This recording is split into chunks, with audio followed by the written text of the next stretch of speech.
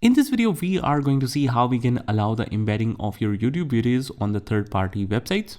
So let's say that you want to include a specific video to be played properly on the website, on a presentation and so on.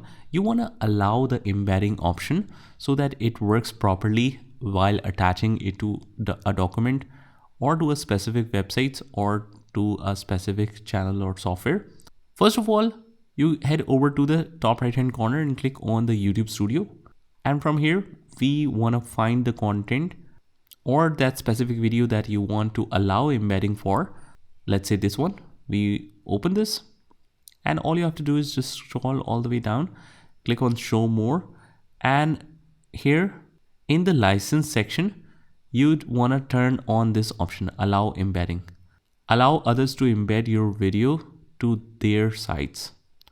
So when this option is enabled, you can properly attach any specific video just by using the link into any platform. And you click on save changes to make that specific change to a single video. Now, what will we do if you have multiple videos and you want to allow the editing or embedding for all of them? You just select the video from the top and it will select all the videos on that specific page. Like the 30 is selected, but if you have more, you click on select all, and after that, under the edit section, you click on embedding and you allow to on, that is the new value, and you click on update videos. I understand, and click on update videos. So this will do it for all the videos in bulk.